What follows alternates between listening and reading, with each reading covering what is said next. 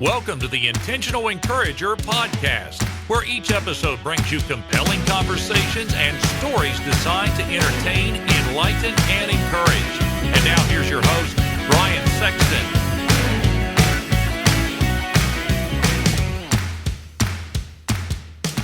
Hey everybody, Brian Sexton. I am intentionally encouraged when I see people doing business the right way. And for the last 15 years, Damon Burton and his team at SEO National have done just that. Now you might say, Brian, what can they do for me in my business? I'm going to tell you what they can do for you. They can help you understand search engine optimization. There are a lot of players out there in the marketplace, but you want a team of people that are going to be dedicated to working with you and helping you to understand search engine optimization and how you can show up higher on search engines so that you can bring more revenue into your business. Damon and his team are full of integrity, honesty, decency, and trust. And if that's important to you and that encourages you, I would encourage you to give them a call today at 855-736-6285 or go to SEOnational.com and get a free quote and tell them you heard about it on the Intentional Encourager podcast. Get ready for a dynamite conversation coming up right now on the Intentional Encourager podcast. And welcome into the Intentional Encourager podcast. I'm your host, Brian Sexton. Thank you for joining us again today. Hey, I have got a podcaster, a stay-at-home dad. He is the host of My Dad, I'm Dad. And we're going to get into parenting and fatherhood and a lot of different stuff with my friend Doug Dorda, who joins me on the Intentional Encourager podcast. Doug, what's good? How you doing? Oh, well, today my little one, she's almost 17 months old, and my dog, who is an 80-pound bull in a china shop, they weren't exactly seeing eye to eye, or they were seeing too closely eye to eye, if that makes sense, and they really gave me a run for my money.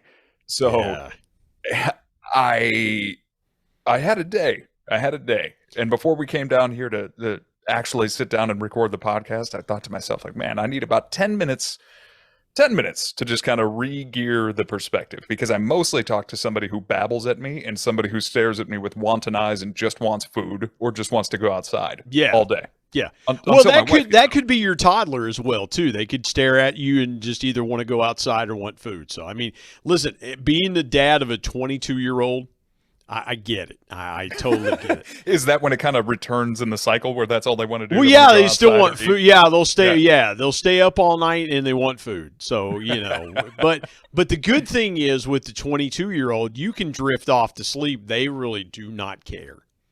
It's like whatever. Just go to bed, old people. Whatever. I thought about today. I literally just thought I had her sitting next to me on the couch. We were reading a book. I was like, man, it would be so nice to nap right now.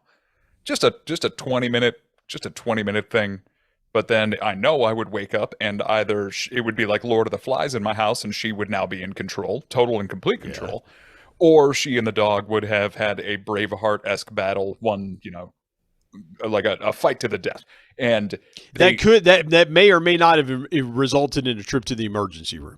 It would have been an absolute guarantee. She is a savant at hurting herself. She's phenomenal at it. Yeah.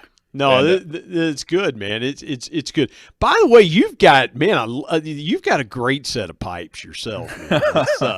I'm a little envious here, No. You shouldn't be envious because you've got a phenomenal set yourself. If I'm gold, you're brass, or vice versa.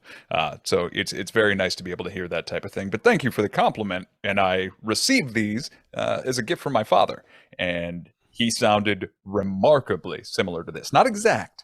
Not precisely the same. People like to say, especially those that knew him and know me, that I'm a little more polished with my words and I deliver things a little more loquaciously, as it were. But my dad was bigger, boomier, bassier. And the fact that I have this voice is part of the reason that I started podcasting in general. A very small part of the pie graph, if you were going to put that up there. The other larger part is the fact that dad who gave me that gift and so many other gifts, and I talk about them in my show, passed away 2 days after my daughter was born. And it was such a rambunctiously life-changing experience for me that all occurred simultaneously. And I thought about that, the upcresting wave of new life joy and the absolute meteoric crash of losing the person who you immediately, the moment you know you're going to have a child, I would love this child to have a relationship with my father, because he, especially around kids, around babies, he was just a miracle of a human being. And he could make you feel so special and so wonderful. And anything you wanted to do was the most wonderful thing in the world just because you wanted to do it. And he was going to help you do it. So I thought a long time about that. Now, he also dealt with dementia for a few years before he passed. And that's another thing that just kind of layers in there. But him going while my daughter arrived, after about 9 months of dealing with that whirlwind of emotion that was constantly there, I finally decided I would like the world to know my dad, my daughter to know my dad for who he was, not who he was at the end, not who he was in the last few years, not the unfortunate things that occurred in that last 6-7 year cycle of his life, but who he was and the spectacular things that he did. Because just because he was an ordinary man, he was an all-purpose mechanic, doesn't mean he wasn't my superhero, my totemic figure, my hero. And that's wonderful, and that's worth celebrating. So that's what I try to do. Introduce people in the world to my father, because I still can't believe he's gone. I still think of him every single day. Yeah. And I wish he had a relationship with my kid. I really do. But I can help her have a relationship with him by telling these stories. Well, in a lot of ways, Doug, I did the same thing with my dad when I wrote my book, People Buy From People, 2 years. In fact, I released my book on the anniversary of my father's death, on the 8th anniversary of his death. And I was going to take a moment that was typically at some point of the day sad and turn it into a celebration of legacy and things like that. And I love what you said about, let's go here for a minute. You talk about your dad being a multi-purpose mechanic. And obviously, knowing a little bit of having spent some time in the heavy-duty truck world, being around people that had that gift, and it really is a gift that those people have, that they're tremendous, that they just have a mind that works differently than everybody else's. What are some tools you feel like your dad left you? Because a mechanic is only as good as his tools, right? So what kind of tools did you feel like your dad left you that you're now sharing with the world about him? Oh, let me just roll my shoulders out. That was a fantastic question, by the way. You're very good at interviewing. Thank you. He left me this. He left me this voice. Not just my voice, but an understanding of what is special. And the fact that the most mundane thing can be the most beautiful thing in the world if you look at it through the right lens. Now, I use different words than he did, but that doesn't matter because the intent is always the exact same. He taught me how to talk to people. He taught me how to have the type of conversation where you have a back and forth and you allow somebody to explain who they are, and you can quickly take the measure of a person and allow them to feel comfortable and extraordinary within moments. Mm-hmm. And not a lot of people on the planet do that, and he did it spectacularly, and he got that by being an all-purpose mechanic. You know, he had to go to multiple different places in an average workday. Very often he would be working on high-lows in the Metro Detroit area. So you have to be able to kind of instantly ingratiate yourself into a place, make people feel comfortable with who you are. Yep. And you make them understand that you're here to help them and you're not just some shrifter in off the street. Not that that was very common when he was doing that, 70s, 80s, 90s, into the thousands. But that was what he did. I'm here to help you. I'm here to serve you. I'm here to make sure that you can do exactly what you need to do. And I want you to feel wonderful while I do it. And he gave me that. He also gave me a wonderful sense of adventure. And I want to, make it clear that my mom was hand in hand, the yin to the yang in this equation. It's just that my dad is gone. So he's the one who gets more of my talking energy right now because I can actually still talk with her. I can't talk with him anymore. So I try to remember him so that I can learn from him. He also gave me the ability to appreciate small tasks accomplished. And that's one of my favorite things. For instance, the last episode of my first season of my show was all about mowing the lawn. And it seems so mundane. Like, why would I talk about mowing the lawn in relation to my father passing away and my daughter now being 16 months old? Well, it's simple. I can't get a lot done in a day. Yeah. I can't do a lot in a day, but I can mow the lawn and I can make it look perfect and I can get it done and it can be zipped up and beautiful in about an hour. And I can appreciate that task and that task well done. And he gave that to me in spades. He taught me how to fish, taught me how to appreciate the wilderness, taught me how to stand in a breeze and close my eyes and just listen to the sound of that, or watch a fire and see things, to watch clouds. These all seem like esoteric concepts, but as somebody who was an enormous, bold personality, it was kind of in juxtaposition to what a lot of people would have assumed he enjoyed about the world.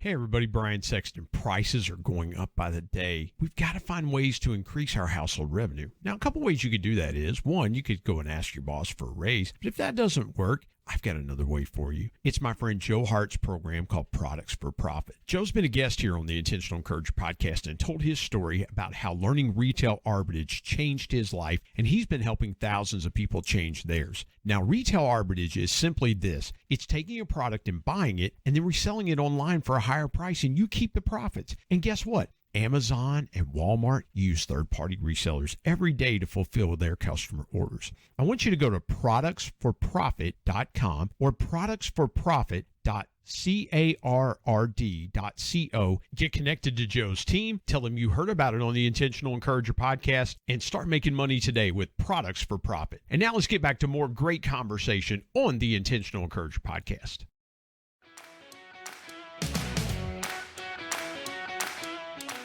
Yeah. But those were his favorite things. Yeah. And those things are far and away, when people are reminiscing about Dad and they compare me to him ever, it's usually about that stuff. We talk similarly.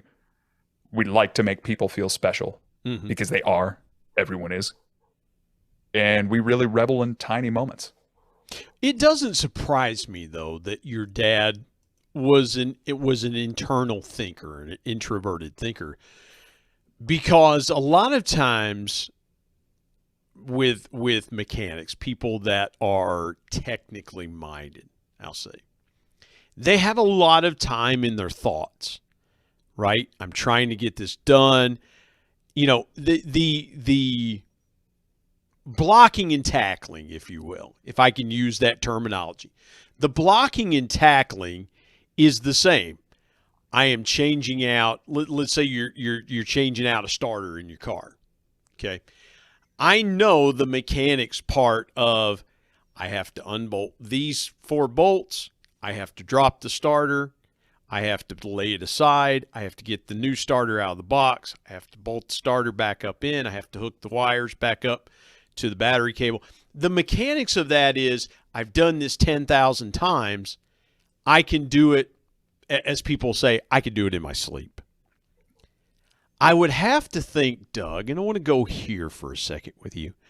I would have to think that it's not a coincidence that your dad showed you how to stand and watch the clouds, look at the fire, kind of seeing the forest from the trees, so to speak. Because the repetition part is do this in my sleep. Like I just said, I can do this in my sleep. Where is my mind going as I'm doing these things I've always done? And I would have to think, and if I'm saying this incorrectly or going in a different direction, please bring me back to the right direction. But I would have to think that in some way you train your mind to go places while you're doing the mundane routine things. Do you get a sense that that's where your dad learned to take in a lot of these different things in those times where he was doing those tasks and basically just being alone in his thoughts while he was doing something he'd done thousands of times before.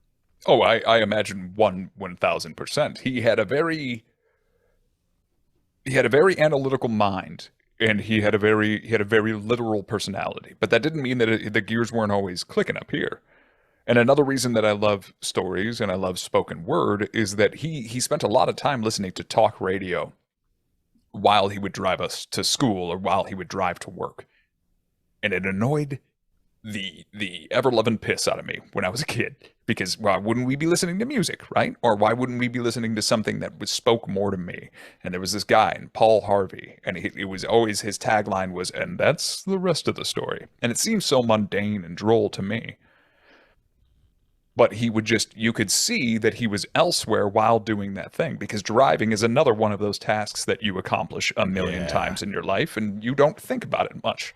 Even though it could kill you. If you do it wrong, it could kill you right now. But you would just drift off. And he passed that on to me as well. I am a huge fan of audiobooks. Podcasts are essentially audiobooks of, very minutiae subjects. And I do the same. When I'm out walking with my daughter or when I'm out walking with my dog, I take these things in and I can passively yet actively engage with the story while actively being present with my family. Until Maxine wants to talk to me, and then that will be a different story. But 100%, he would think about things. He was a massive fisherman and outdoorsman, and I'm sure he was always cooking up, we're going to go up north, and I will fish here, and maybe I'll use this lure, and maybe this time I'm going to go for this, and maybe I'll do some big water fishing. Maybe we'll go for walleye. What am I going to do for dinner tonight? All of those types of thoughts. And he also passed that on to me. He passed on a lot of his good traits and unfortunately some of his negative traits. I can get very frustrated very fast in much the same way that he could, and it can change me real fast. And I don't appreciate that, and I actively try to work on it all the time. And so did he in his later years. Yeah. But you're right on the money. That mechanic's mind, he could do what he could do, and he did it exceptionally well. But he was always thinking about the things that he'd love to do. What he did made him money. What he loved to do made him feel rich in his heart, especially when it pertained to hanging out with us as a family, my brother, my sister, and my mom. Yeah, and Doug, I tell people all the time, and I'm really thankful we're having this conversation, because I tell people, and I said it in my book, my dad was the one that taught me how to have conversations from an early age. My dad would quiz me on different subjects, growing up a sports fan like I am, my dad didn't fish, but anything with a ball we did. Football, basketball, baseball, golf, whatever. That was what, and it made me develop the skill to put together a rational thought and be able to articulate it in such a way like we're doing on this podcast and having this conversation. When you think about the episodes that you've done in your podcast, is there a story that you have told about your dad that surprised you, that it came out of you? Because here's why I ask that. I find myself going back to deep recesses of things I thought I had forgotten years ago that happened in my relationship with my dad. And much like you, I have a lot of my dad's character. I told people for years, it's why I wear contact lenses and a beard, because if I shaved and put glasses on, I look like my dad. And I tried being the firstborn of three and the only male child that my parents had. It's like, you're trying to be your own man. You're trying to have your own personality and style. Have you found yourself telling a story that you forgot that you remembered, but something triggered inside of you and you go, man, I forgot about that until just now. You know, not to toot my own horn, but I have a phenomenal memory. Like an uncanny memory. And I think it's because my dad instilled in me that appreciation for small moments. Yeah, now, we're not similar saying, in that respect. Yeah. Yeah, like I don't remember everything, but in the stories that I tell in the show all tie into how Maxine's development kind of reminds me about something that dad did in his life and how those things can apply to me as a parent. It was a tough line to walk because each of the episodes in my first season were only about 15 minutes. I tried to make it like very consumable and very direct and right to the point, but also emotional. And it's not necessarily the stories that I told, because I even knew I would tell, like, I waited until I think it was the 7th episode to explain a story where my dad pushed me way too far, where he knew I was terrified of sharks, and he coerced these people that had me parasailing over a bay to dip me, even though he knew it would terrify me, and I was like in hysterics. I was so scared. And that was awful. And it's just something that I knew I had to tell about my dad because I wanted everybody to know. I'm not sitting here saying that he was the perfect human being. He was not. But because he could acknowledge those things in later years and say, like, that maybe wasn't the best idea. Like, oh, cool. He gave me permission to do that in my own life. Yeah. When I make a mistake, I can tell people, man, that was not my best hour.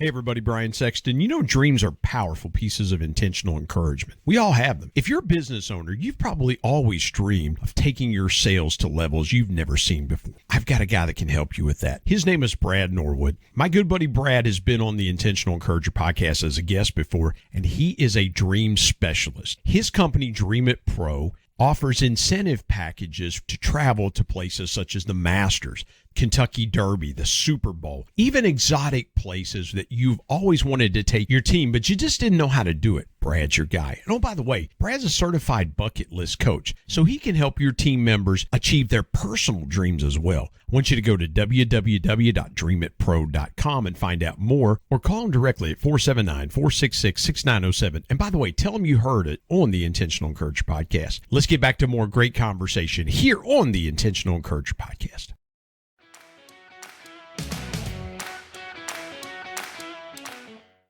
And I got to imagine I'll make several mistakes with Maxine, and hopefully they're not large or immense, but to a child of roughly 12, when that happened to me, that was one of the worst transgressions a parent could have possibly committed against me. Yeah. And I know I'm lucky because there are way worse things that parents have done with children and way worse things that people have endured. You know, I'm not saying it's the worst, but it just, for me personally, that was terrible at the time. But you know something? Here's the thing, Doug, and I'll say this. I totally get what you're saying about, you know, some of the things. My dad did the same thing to me. My dad did different things with me than he did with my sisters. My dad would put me in uncomfortable situations as far as speaking in front of people or singing in front of people, or, hey, I know you can do this, so you're going to do this, and it's going to be okay. And, you know, my dad told me years later, and we'll go here because I want to piggyback off of what you're saying there. Mm-hmm. My dad told me years later, he said, I made some mistakes with you that I don't want to see you make with your son. You know, I pushed you in some areas. I was probably harder on you than I should have been, because my dad came to me one day and he was like, "You're too hard on your son." I think he was 9 or 10 years old. He's like, "You're too hard on him." What do you mean I'm too hard on him? I'm just doing what you did to me. He's like, "Yeah, but I was too hard on you." I'm like, nice thing to tell me now when I'm like 36 or 37. You know, I wish I'd have known Good this. Timing. Yeah, exactly. It would have been nice to have known like 20 or 25 years ago. But I love where you're going with this, Doug, because it's the depth of time even though our dads are not here, and I think the same thing. You know, my son was playing high school basketball. I can't tell you how many nights I wish my dad were sitting in the stands. When my son played high school baseball, I can't tell you how many nights I wish my dad were in the stands. But you can't do that. But I think that everything my dad did, even though it was a mistake in the moment, it turned out to be not a mistake. It actually turned out to be great for me. I see so many parallels between you and I in the lives that we've led as men. What do you think your dad would think of your podcast? Have you ever stopped it? And is there one question, if you could bring your dad back for 5 minutes, is there one question you've been dying to ask him since he's been gone that you would love to ask him? There's one easy answer to that question. If my dad were alive today, if I could bring him back for 5 minutes and he were with us and I had one additional thing that I could do, you know, if dad were around, I would just simply say, hey, can you hug the family? That's it. It's as simple as that. I lost my father. My brother lost his best friend. My wife lost her father-in-law. My daughter lost her grandfather. My sister lost her father. My mom lost her husband. And just one final time of him hugging us the way that he would hug us, because he'd always hug you and he'd look you right in the eyes and he'd kiss you right on the lips. Didn't matter. He just, I love you. And he looked at you like, you must understand how much I mean this. And if he could do that, especially with my daughter, that would be great. But I also want that for everyone else, because my family is, you know, larger and broad, and I really, really want that. Now, before we go on to the question about what do you think he would, or what do I think he would think about the podcast, you had, you know, previously we had been talking about, is there any story that kind of surprised me? No, but being a parent now and talking about my dad's life through the lens of a now parent who was his son, what surprised me in a conversation I had with somebody the other day was finally considering he was also very involved in sports, helping us. He no surprise, announce football games. He coached basketball. He would help coach baseball, and he was always there, and my mom was always there. And it didn't dawn on me until recently. They may not have known what they were doing. They may have had a firm grasp of the sport, but not how to coach it. Nor did they anticipate how often they would have to be driving my brother and I in separate schedules to separate practices. Yeah. But they didn't belay any of that information. We didn't know. We never felt like it was a burden. And we never felt like they didn't want to be there. Even though I know for a fact they must have wanted to be elsewhere on a cold, rainy Saturday morning than sitting on very cold bleachers. But they were there. So that is what kind of really surprises me, is now understanding how much of himself he must have been willing to set aside as a priority so that we could live these lives. And even if we didn't love the particular thing, like you were saying, it all paid off in dividends. You know, he would push us. And the story I told earlier was just one where he pushed me a little too far. But it all did pay off in dividends. So, what would he think about my podcast? I can't think of a better way to tell you that than my brother doesn't listen to music. My brother doesn't listen to podcasts. My brother doesn't listen to audiobooks. When he drives places, he has movies downloaded on his phone, and he listens to the audio of the movies over the radio, over the speakers. But when my podcast came out, he listened. And I didn't ever expect that he would. Never once did I think he would listen to an episode. Not only did he listen, he loves it. And he shared it. And he said specifically to me, thank you for telling people who Dad was. Because so many people saw him as an assertive, aggressive asshole, frankly. But what they didn't understand was that he was an extremely loving father, an extremely dedicated husband. And if you gave him a chance, you would see that his frustrations and some of the anger that he had in the world was just because he was already, like a freight train, moving in a particular direction. Yeah. And if you weren't going that way with him, then you were unfortunately going to fall in his choppy wake. But it didn't mean that if you had a little bit of extra time with him, that you wouldn't just fall in love with him, because he was charming. He was a charm bomb.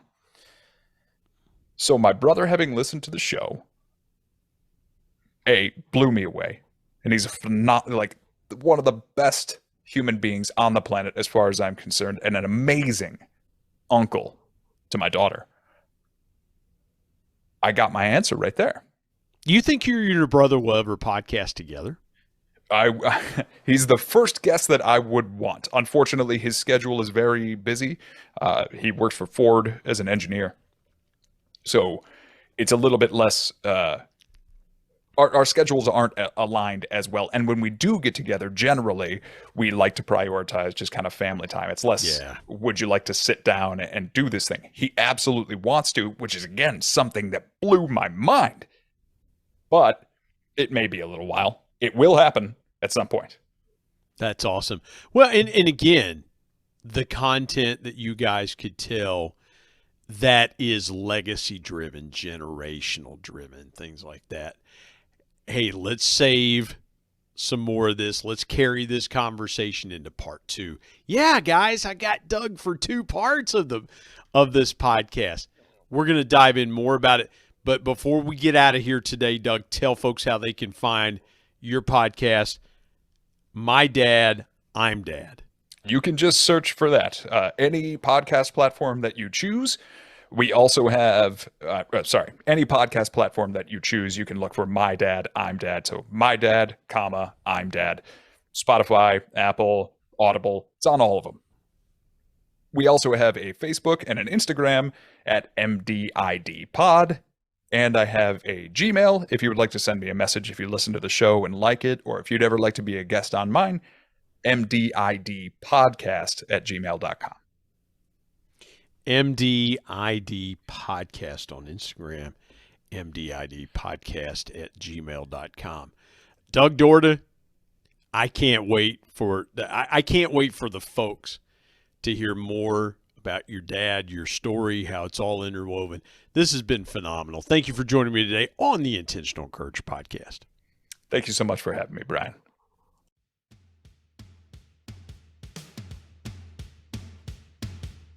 My thanks as always to producer Bryce Sexton and technical advisor Matt Means. And of course, the ultimate thanks goes to the Lord Jesus Christ, who provides intentional encouragement every day through his word. If you're not subscribed to the Intentional Encourager podcast, hit the subscribe button wherever you get podcasts so you don't miss an exciting episode where you can get encouraged and stay encouraged. And remember, anyone, anywhere, at any time, any place can be an intentional encourager.